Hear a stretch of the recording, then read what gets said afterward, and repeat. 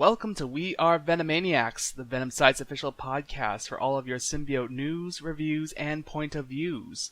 My name is Orion, and I'm joined by hosts Carlos, Tyler, and Aaron. Say hi, guys. Yo! Hello. Hey. We are also joined by a special guest host from the We Are Venomaniacs Discord server, Rick, who goes by the username Aragon. Welcome to the show, Rick. Pleasure to be here. It's week 1 of our Absolute Carnage podcast series in which we cover the event's latest comics and tie-ins. For this weekly review format, we'll be foregoing our usual issue summarization and jump into our thoughts with the spoilers ahead. You've been warned. Today, we're doing a rapid-fire review of the double-sized first issue of Absolute Carnage. So, the first issue, guys, is dropped. We're finally here after months and months of hype and preparation, teasing, everything. And does it live up to expectations? Absolutely. Hell yeah. Absolutely. Oh, yeah. What a way to start the book. How about you, Aaron? Yes, it does. So, do we want to start talking on just each chapter and just move on from there? We think just rapid fire. I think a good way to start this out, since it's such a huge book, there's so much to talk about. I think the best way to start is with a general review of the book overall, as in the writing, the art, the whole production. Well, speaking of the art, I just wanted to say that's the first thing you notice in this book. Ryan Stegman, J.P. Meyer, the inker, and the color artist, Frank Martin, they are blowing my socks off. Like, this is, I think, some of the best work I've ever seen out of them. And it's just looking at the book is an absolute delight. I will agree on Tyler on that. This book was a complete home run times carnage. Ryan just did such a phenomenal job on the pencils. Donny Cates' writing on this was just A+++ perfect, in my view. Yes, I'm so happy that on the online version there's a director's cut where you actually see every single page in pencils, inks, and the final colors without any letters, because there's so many panels you can just use as wallpapers or just screenshots for photos of folks. There's just so many little things you see in those pages that you don't see when you have all of the word bubbles on there. So every page, like all 130 pages on here, just look amazing, whether it's in pencils, inks, or just full on color. Everything's amazing here. Yes, exactly. And a great note I think everyone should be aware of is if you bought the digital version online, you're actually buying the Director's Cut edition, which comes with not only the variant cover gallery of all the variants for issue number 1, but it also comes with the full script by Donny Cates and the art process for every single page in this book, from pencils to inks to colors. So for any aspiring comic creators out there, this is a version you really want to pick up and read and study, because it's definitely a masterclass. Yep, I would agree to that. Yeah. So the writing is also really on point. Like there's such a clear view that Cates and Ryan are just they're so fit. Like they know how to work off of each other. Like there's so many scenes where it's like in the director's cut, they also have the scripts, and you can just see where these guys are so in tandem, where you just understand that they know what they're doing and they can show it on these pages. Absolutely. They're so in sync together. Like in the scene later in the book, in the 3rd chapter, in Ravencroft, with like Carnage flicking the worms and like singing along, and just like the cage is bursting open. Like it's like straight out of a movie. I can imagine this exact scene, and it works so well. Oh, Right, it's I so love great. that part. That part was really good. Probably the Sorry. No, I was just gonna say the one thing that I will commend Donnie and Ryan for this is that there's a scene in the book where it directly homages Web of Spider-Man. I believe it's. Correct me if I'm wrong. Is it eight number or 18? 18. 18, yeah. 18, where yeah. Cletus pushes Eddie onto the tracks, which is a direct homage to what Eddie did to Peter when in his early days of Venom, which I really thought that was a cool homage. Yeah, Very cool reference. Great callback. Yeah. Love it.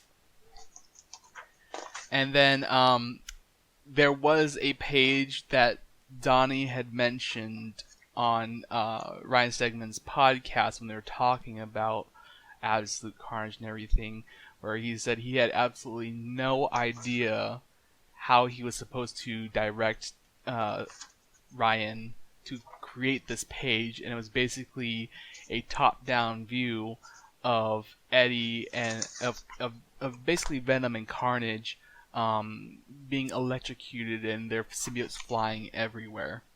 And I mean, Ryan delivered. He delivered on that to no end. It's just breathtaking, that one single page of them highlighted by the blue electricity from Eddie grabbing the third rail in the subway, and the symbiotes just bursting and revealing Eddie Brock and Cletus Cassidy's corpse. It's just amazing.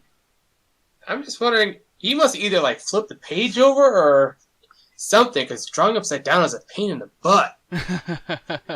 Oh yeah. So I think we're good on the art and the writing right now. I guess we can start discussing the actual book. Yeah. Okay. Yeah. So maybe we should start from the beginning and work our way towards the end.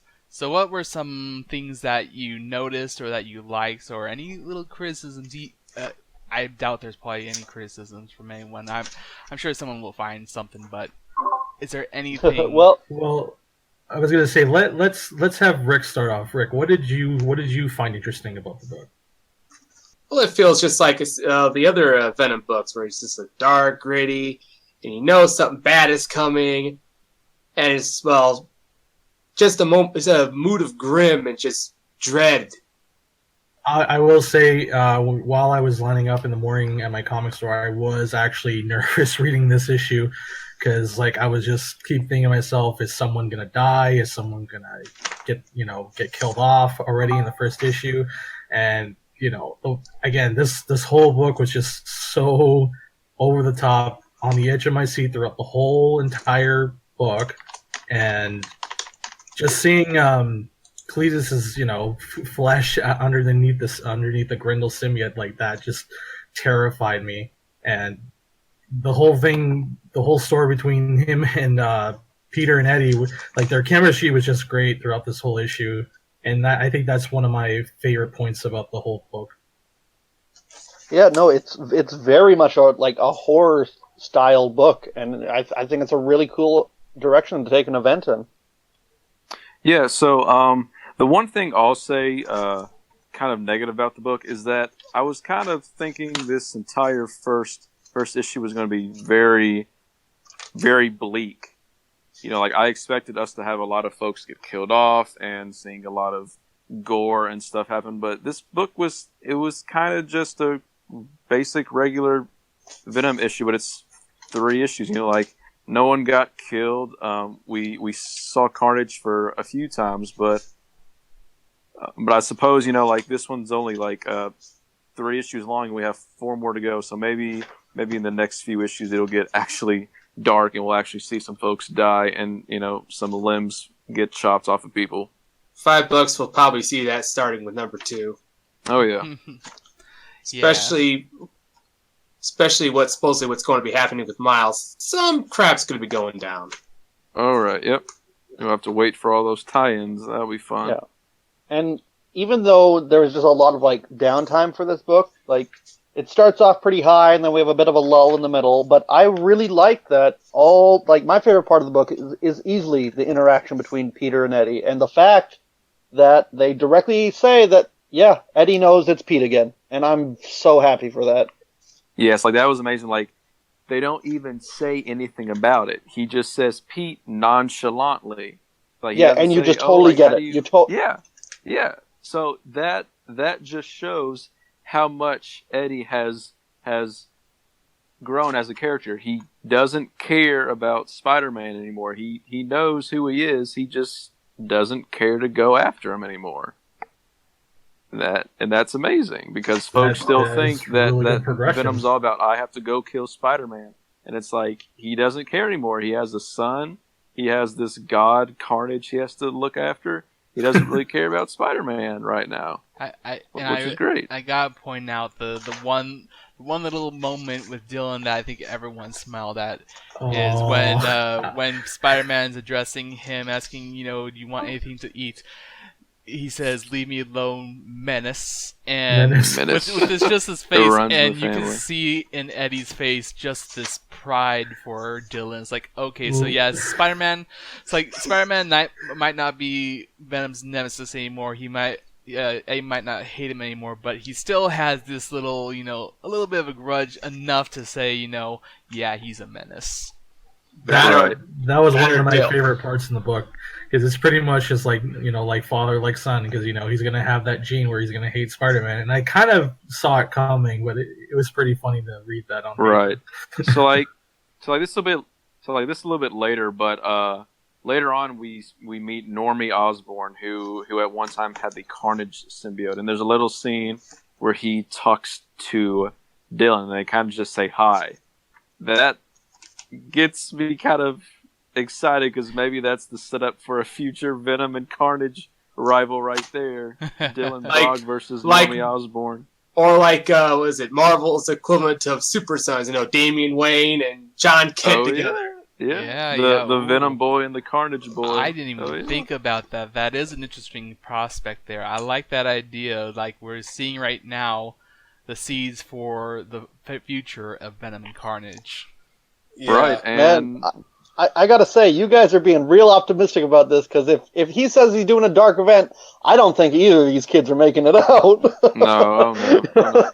Well, like especially because you left them alone with the Maker. I mean, you're like, come on now. Yeah, he's not to be trusted. Such a trustworthy face. Look at that freaking xenomorph head.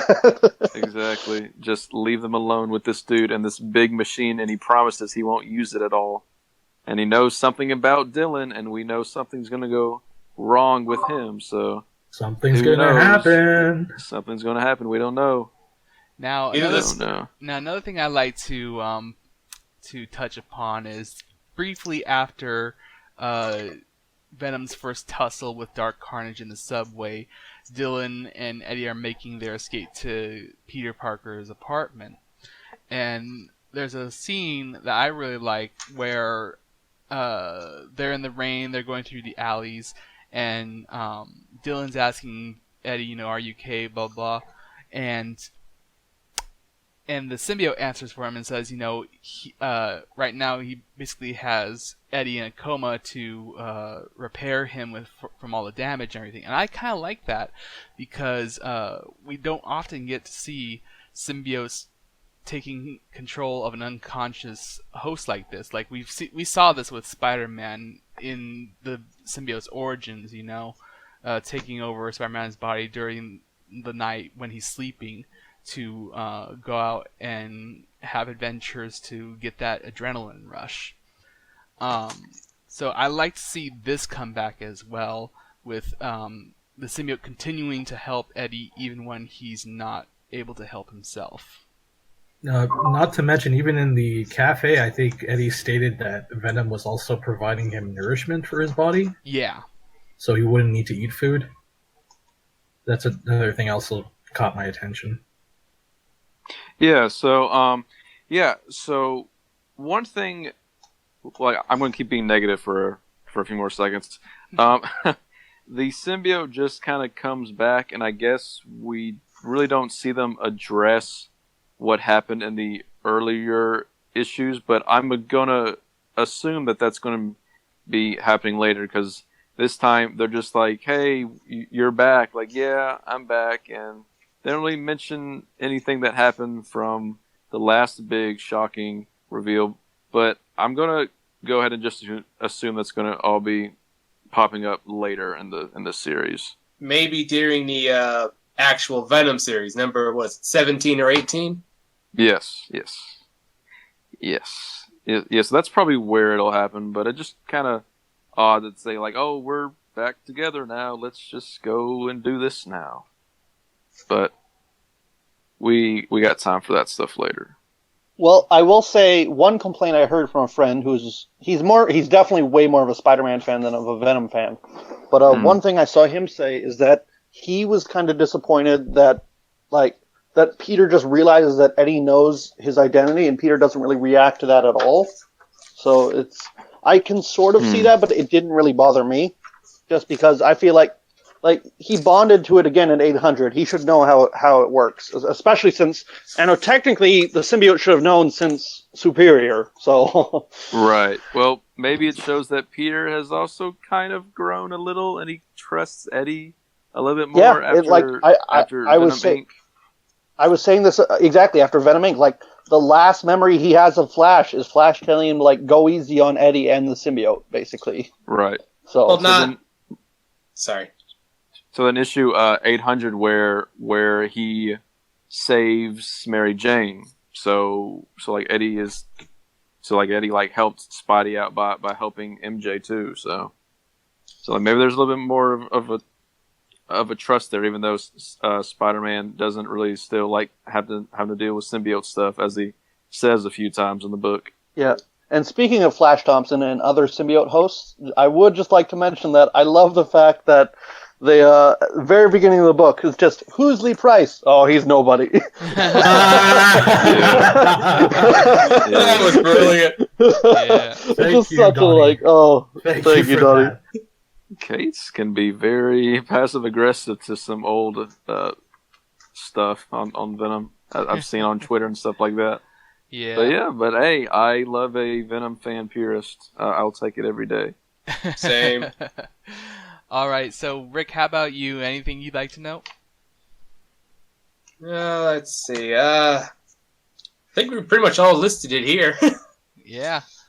So I'd like another thing to note is early on when Donnie was discussing his plans for Absolute Carnage, he was talking about how he was breaking his story up into chapters and naming some of the chapters. And we actually see that here in this issue.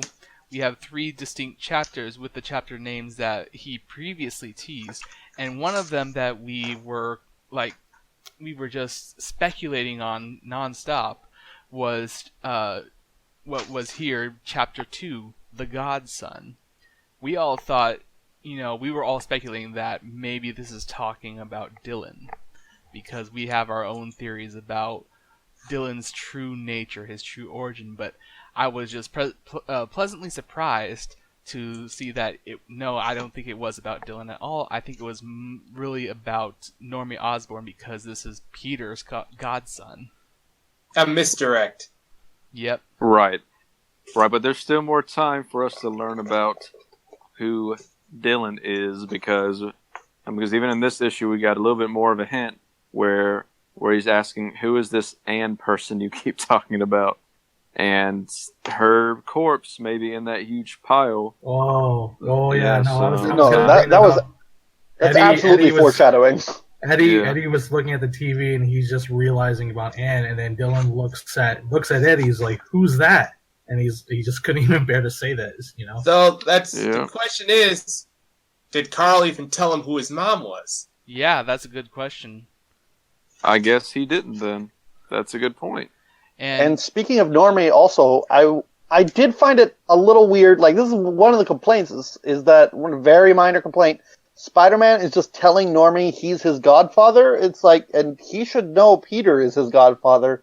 So it's a little weird that he's just blatantly saying this in front of him. I suppose, yeah. I don't follow the Spider-Man stuff, so I have no idea.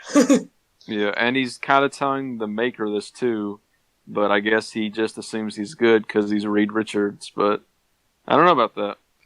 A little Yeah, I also thought interesting. I also thought they met in Secret Wars, but I can't remember. So Yeah, but since he knew who the Spider-Man was in his old universe, he should also know that he's Peter Parker. So not a huge deal, I suppose. Yeah. Now like going back and touching upon the mass grave and Anne and all that. I like to point out that this is the first time ever since Anne's death that Eddie has ever talked about or even shown emotions about Anne Wang, and it's definitely long overdue, considering Definitely. considering it's been how he years. left things. So I'm really happy Donnie has done this, that he's bringing this level of emotion up from Eddie that's been most likely suppressed, for so many years, and we're finally getting back to it. It's like, oh, this is a wound that's now reopening, and it's going to be absolutely terrible if what people are assuming is going to happen with Anne being one of the corpses or coming back and Carnage controlling her. I'm still, I've been saying it since we started talking about Anne coming back to the series. I've been saying, I hope she's still alive, that the whole suicide thing was implanted memories and all of that. And now I'm hoping she comes back as a Sarah Connors from Terminator 2, just a total badass. you're setting Yeah, but yourself I up would for think- disappointment. Right. But yeah, like I would think at this point that if she was still alive, the symbiote would just say, "Oh yeah, she's still alive. Sorry about that." So Yeah, I'm pretty sure especially with the she's symbiote dead.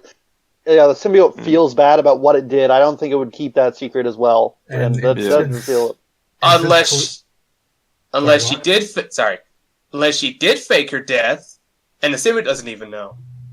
And also, Yeah, I guess that's true. Cletus is very good at finding out information. He knows how to torment Eddie Brock pretty well. So Right. Yeah. So But no, the real wound that's been opened is for all those Angelo fans out there. oh yeah, Angelo yeah. got mentioned in the book. I think the Hey, first look, time he's we've seen not a- that. It's the Best first time Venom. we've seen him in how many years? I don't know. I don't know, but Poor Angelo. I don't know. Like at least he got some sort of appearance because I guess there are fans. But I guess it's kind of funny he gets more respect than Lee Price. But kind of funny. Kind of funny. Hashtag still better than Lee. Well, Angelo will always be number 2, and even in terms of hosts, he's the second one, always number 2. Yeah. Yeah, that's true. And let's not forget the Life Foundation members got mentioned as well. Yeah. Yeah. looks I think looks like we got Agony's Leslie and original host. Carl. Yeah. Yes, the old Phage and the old Agony. Yeah. Yeah. That's Now- what that looks like. Another cool, not really cameo, but return. Ever since Absolute Carnage, it's Web of Venom, Cult of Carnage. We see John Jameson make his return as a guard at Ravencroft. He helps Venom and Spider-Man into the place so they can basically rescue Norman Osborn from Carnage. And we now see what exactly is Carnage's plans with John Jameson. He's now been infected by Carnage and all, so he's now basically a sleeper agent and also a werewolf, of course. So that's going to prove interesting because I forget which tie-in is it. I think it's Lethal Protectors. He's Yeah. definitely going to be showing up in for sure. He's going to be. Yes. We're going to get a symbiote werewolf in there for sure. Yep. So Yeah, that's 'cause was gonna be it- interesting. Sorry. Go ahead. Oh no, I'm done. Well, Misty Knight was in Cult of Carnage, right? Yep. She was teaming up with John James. She was the one who went to find him, and she's also going to be in Lethal Protectors. So they're definitely going to meet up again. Oh, definitely. Yeah. Yeah. So I'm just. Yeah. So their plan is they don't want to use this machine on themselves, even though I guess they could use the machine on Spider-Man since he should have a codex.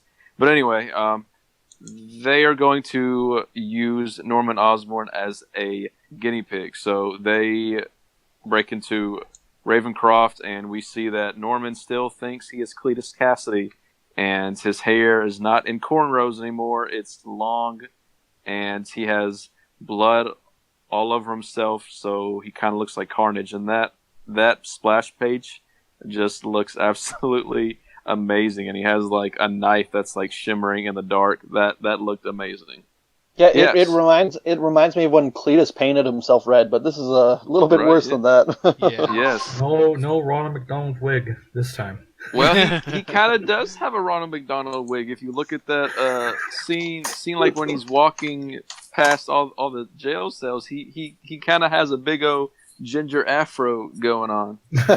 So, well, yeah, I like to imagine that like Norman like saw a reflection of himself like and thinking he's Cletus. He looks at the mirror, sees the cornrows. He's like, I look like some sort of asshole, and so he just I need to fix this real quick, and so just messed up his hair.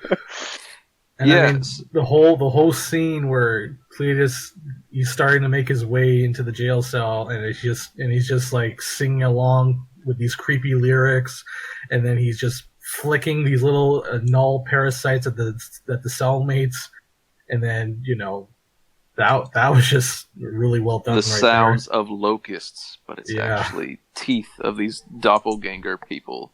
Yeah, and I just love the fact that with the art, with the color especially, the fact that it goes from like, just throughout the whole book, it's going from tones of black and blue to red, and it just sets the whole tone. Just the fact with, like as soon as you see like John start like turning, like you see some stuff in the background start turning red, and then the alarm goes off, everything turns red, and so it's just so thematically themed with the book, and it really adds to the atmosphere. Right, whole lot of red, whole lot of black. Yep. What's funny... Oh. Go ahead. So you go ahead, buddy. Yep. Sorry. What's funny is that when I first saw the panel of Cletus's face in that close-up, I thought it was Null. Yeah, he is very thin, and he's kind of crazed now, so he does sort of look like Null at this point, yeah. Makes you wonder whether or not if Cletus is fully in control of himself, or, well, Null is truly puppeting him. Right. Well, if we're going on theories here, I feel like Cletus is sort of just along for the ride because it makes him feel good, and he's like, it's sort of just meshing with his own sort of, like he's like, I gotta kill people to do this, and I get like a high from getting these codices, so I'm gonna keep doing it. He's also boasting the fact that he's a god now. Right. Yeah, so there was kind of a controversy over how they're using Carnage. Because, usually we think of it as Cletus and the Carnage symbiote. But, of course, this is not really Cletus. It's really kind of just his corpse. And we see that a whole lot of times, like in the first scene where he gets shocked on the subway. We just see his kind of rotting skeleton with maggots in his mouth, and it looks very scary. And like later on when we see his full form, he doesn't really have any meat. There's like a spine you can see. You can make out his entire pelvis.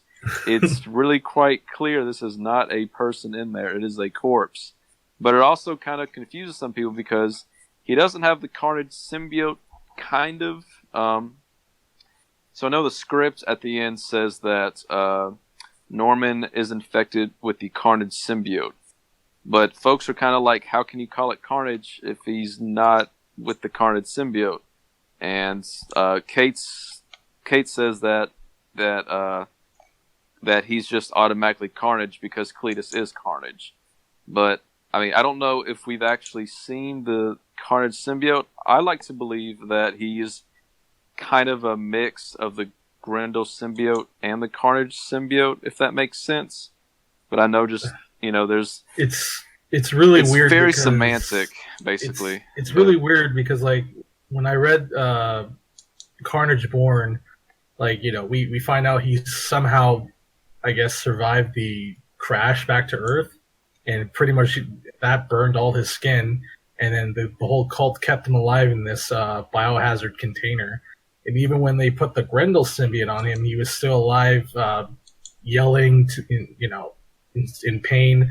So I really don't even know. Like, is he really alive? Is he dead? Really, technically, or is it just mind control or something? I don't know. It's really hard to tell. I'm pretty sure the Grendel symbiote restarted him basically, and it is Cletus. It's just it's not this for whatever reason.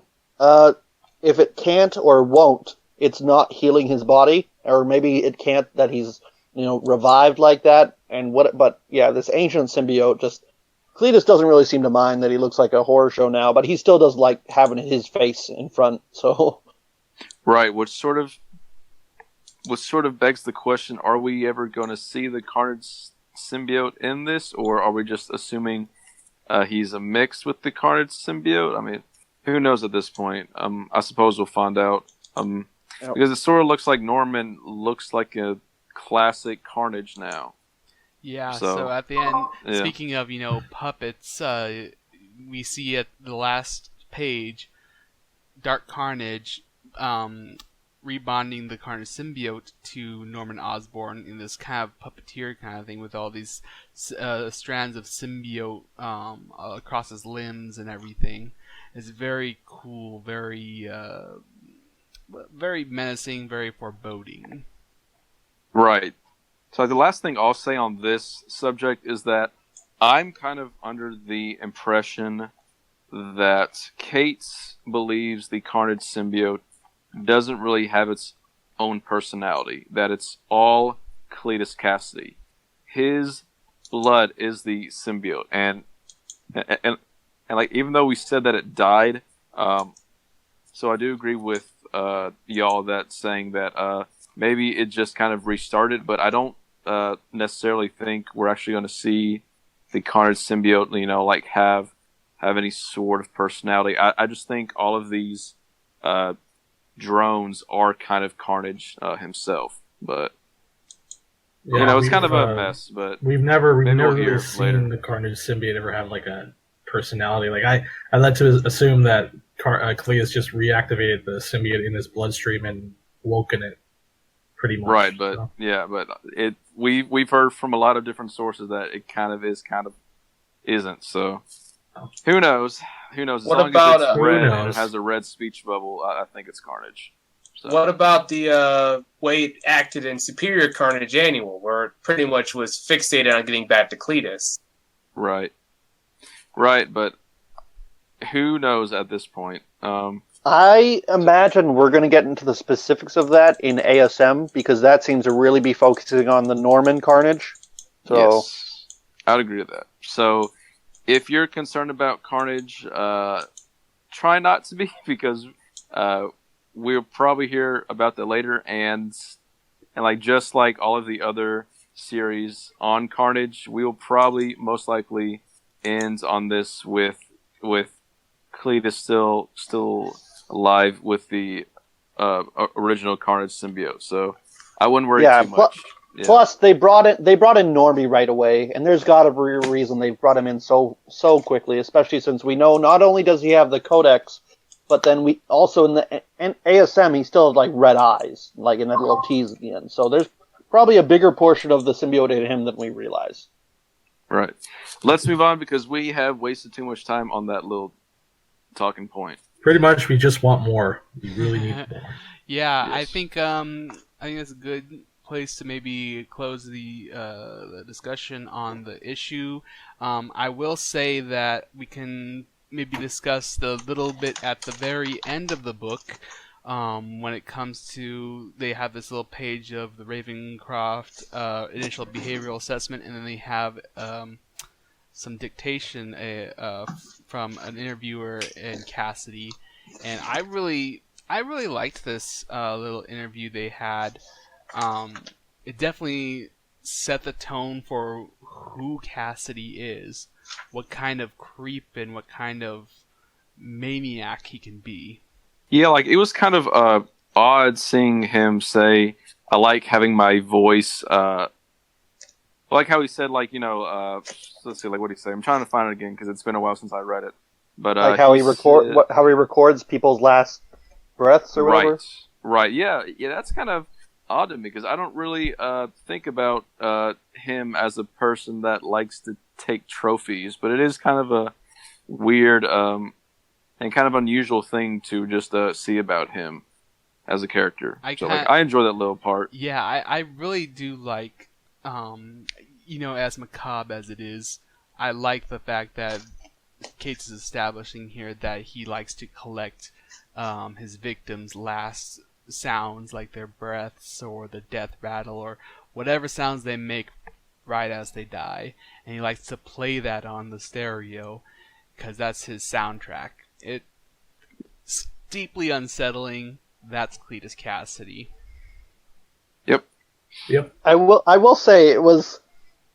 While I'd appreciate little reference for like his date of birth with ASM and whatnot, the date of his first appearance, I'm also kind of annoyed how much that messes with the timeline because there's no way Cletus is 1 year older than me. I know it's comics, but still, it's just a little annoyance.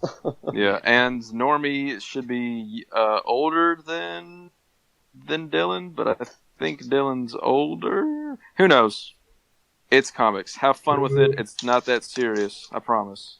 Yeah, don't hurt your brains trying to think of all those intricate details. Yes. Yeah. And I guess the one thing I want to also bring up again is all the digs that we have on Watchmen, because with all the chapters we have the Venom symbol sort of like grow red some more, like every other few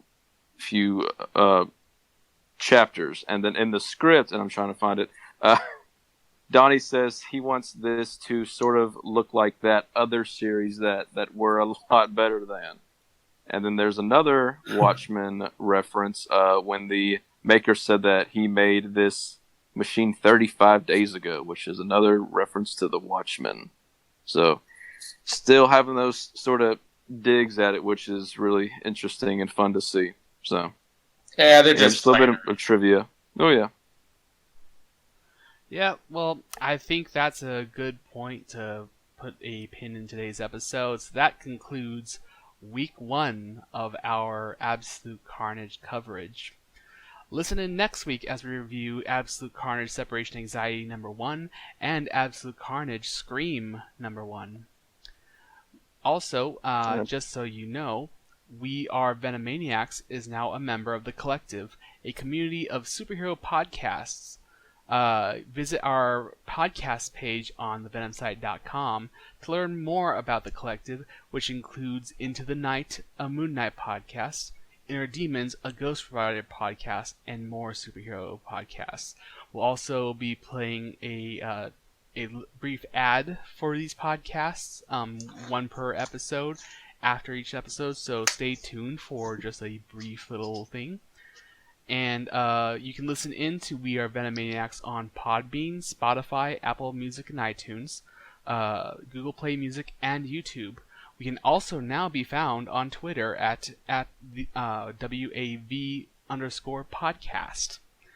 If you'd like to participate in a live audience for future We Are Venomaniacs episodes, join our Discord server and check out the podcast chat channel for details about our next recording date. As always, thanks to my fellow hosts Carlos, Tyler, Aaron, and Rick for joining me today. Happy to be here. Pleasure to join. Thanks for listening. And thanks to the Venom site for permitting us to make the podcast under the TVS banner and all of your generous support. And finally, thank you, loyal listeners and fellow Venomaniacs. You guys make a great community, and it's an honor to be your voice on the airwaves. Together, we are Venomaniacs. And now a word from one of our partners from The Collective. Hey, Ray. Yes, Connor? What's black and white and red all over? Huh. Newspaper? Not even close. Sunburnt zebra? What are you doing, Ray? Not even close.